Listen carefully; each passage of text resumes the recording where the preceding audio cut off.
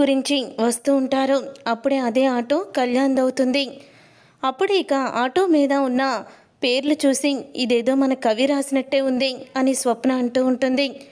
అద్దంలో కావ్య, స్వప్న ఆటో దగ్గరికి రావడం చూసి కళ్యాణ్ అయితే షాక్ అయిపోతూ ఉంటాడు. వదిన, స్వప్న ఇద్దరు ఇటే వస్తున్నారు, నన్ను ఇలా చూస్తే వాళ్ళు తట్టుకోలేరు, ఏం చెయ్యాలి అని ఆలోచిస్తూ ఉంటాడు. అప్పుడే కావ్య, స్వప్న గుడి వరకు వస్తారా అని అడుగుతూ ఉంటారు కళ్యాణ్ని. వస్తామండి, ఎక్కండి అని అంటూ ఉంటాడు. కళ్యాణ్ అయితే, భగవంతుడా, నేను మంచి బోని కావాలంటే మా వదిన్నే తీసుకొచ్చి ఆటోలో కూర్చోబెట్టావా? నిజంగా ఈ ఆటో డ్రైవర్ బిజినెస్ అయితే నాకు బాగా సక్సెస్ అవుతుంది అని కళ్యాణ్ ఎంతో ఆనందపడుతూ ఉంటాడు. తీరా ఇక గుడి దగ్గర ఆటో దిగి డబ్బులు ఇచ్చేటప్పుడు కావ్య అయితే కళ్యాణ్ని చూసేస్తుంది. కళ్యాణ్ని చూసేసి, కవి నువ్వా అని అంటూ చాలా బాధపడుతూ ఉంటుంది. ఎందుకు ఇలా చేస్తున్నావు? నీకు కంపెనీ ఉంది, కంపెనీ ఎండి స్థానంలో కూడా నువ్వు కూర్చోవచ్చు, అక్కడ ఎవరు ఏమనరు, ఇంటికి రాకపోయినా కంపెనీ ఎండీగా ఉండొచ్చు కదా అని కావ్య అడుగుతూ ఉంటుంది. లేదు వదినా, నా కాళ్ళ మీద నేను బ్రతకాలి, అదే నా ధ్యేయం, అందుకనే నేను ఇలాగ చేస్తున్నాను అని కళ్యాణ్ అంటూ ఉంటాడు. తర్వాత ఇక కావ్యకి ఆఫీస్లో పనిచేస్తున్న శృతి అయితే కాల్ చేస్తుంది. మేడం, సార్ రావడం లేదు, ఈ రాహుల్ ఆగడాలు ఎక్కువైపోతున్నాయి మేడం. ఎందుకంటే ఈ రాహుల్ ప్రాజెక్టు డిజైన్స్ని ఎక్కువ రేటుకి మరో కంపెనీకి అమ్మేసుకుంటున్నాడు, తన ఇష్టం వచ్చినట్టు చేస్తున్నాడు. కంపెనీ ఏమైపోతుందని భయమేస్తుంది. రాజ్కి ఫోన్ చేస్తే మాత్రం రాజుగారేమో మీరు రాహుల్ చెప్పినట్టే చెయ్యండి అని చెప్పేస్తున్నారు, కానీ మాకు భయమేస్తుంది అని అంటూ ఉంటుంది శృతి. అప్పుడే ఇక శృతి చెప్పిన మాటలు విని కావ్య ఆలోచిస్తూ ఉంటుంది. అలా ఆలోచిస్తూ ఉన్న కావ్య దగ్గరికి అపర్ణ వచ్చి, ఏమైందప్ప కావ్య అని అడుగుతూ ఉంటుంది. అత్తయ్య, ఆ రాహుల్ ఆఫీస్లో ఇష్టం వచ్చినట్టు చేస్తున్నాడంట, అక్కడ పనిచేసే శృతి ఫోన్ చేసింది, ఇలాగే వదిలేస్తే కంపెనీ ఏమైపోతుందో అత్తయ్య అని అంటూ ఉంటే, అప్పుడే ఇక అపర్ణ అయితే, సరే నేను చెప్పినట్టు చెయ్యి.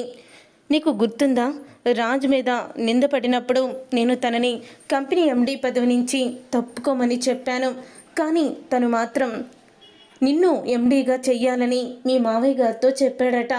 అలాంటప్పుడు నువ్వు వద్దన్నావు, నా భర్త ఒకటి ఏంటి నేనొకటి అని. కానీ ఇప్పుడు నువ్వు ఎండీగా వెళ్ళాల్సిన అవసరం వచ్చింది, నువ్వు ఎండీగా వెళ్ళాలి, కంపెనీని నీ చేతుల్లోకి తీసుకో, రాహుల్ రుద్రాని వేసే ప్రతి ప్లాన్ని తిప్పుకొట్టు అని అంటూ ఉంటుంది.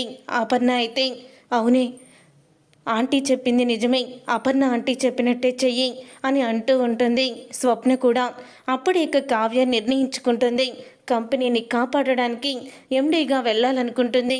మరి ఎలా అత్తయ్య, ఆయన ఒప్పుకోరు నాకు తెలిసి, మొన్న జరిగిన గొడవకి అని అనగానే, నీకెందుకు, అది నేను చూసుకుంటాను అని సీతారామయ్య దగ్గరికి వెళ్ళి, కావ్యని కంపెనీ ఎండీగా నేను పంపించాలని అనుకుంటున్నాను మావయ్య గారు, చైర్మన్గా మీరు సంతకం పెట్టండి అని అడుగుతూ ఉంటుంది.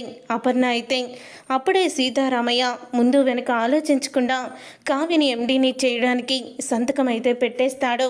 అపర్ణ అయితే, చాలా సంతోషంగా ఉంది మావయ్య, నేను అడిగిన వెంటనే మీరు ఇలా చేయడం అని అంటూ ఉంటే, కావ్య కంపెనీ ఎండీగా వెళ్ళాలమ్మా, నాకు తెలుసు ఆ రుద్రాని రాహుల్ ఇద్దరూ కూడా జిత్తులు మారి నక్కలని, కానీ తప్పడం లేదు, నేను రుద్రాణిని ఇంటి ఆడబొడుచుగా హోదాలో ఇచ్చాను, ఇచ్చిన మాటని తప్పలేను కదా, అలాగని ఉమ్మడి కుటుంబాన్ని విడదీయలేను, కానీ రుద్రాని రాహుల్కి ఇదే కరెక్ట్ అయిన పనిష్మెంట్ అని సీతారామయ్య కూడా అంటూ ఉంటాడు.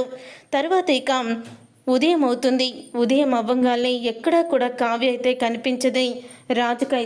రాజుకి కనిపించకపోయేసరికి అప్పుడే ఇక, మమ్మీ, కళావతి ఎక్కడికి వెళ్ళింది అని అడుగుతూ ఉంటాడు.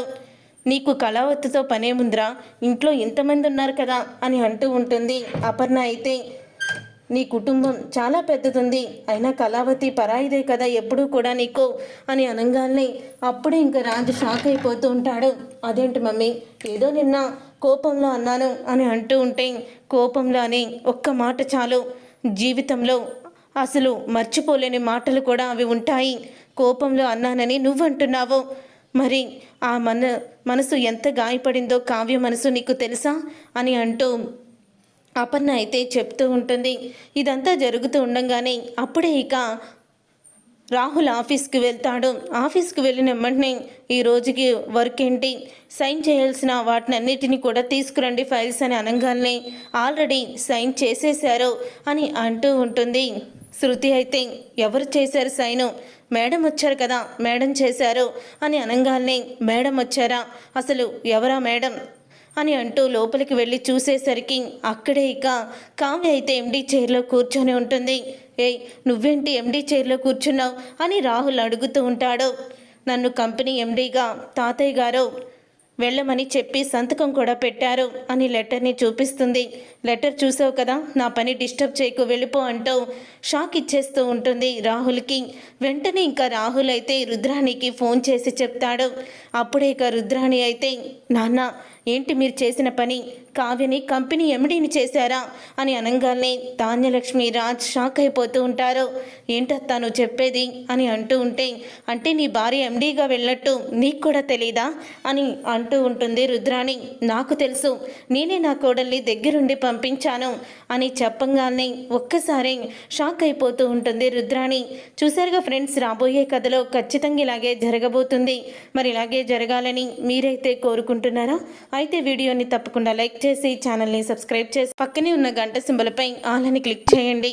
అప్పుడే మేము పెట్టే ప్రతి వీడియో మీరు మిస్ కాకుండా చూసేయవచ్చు.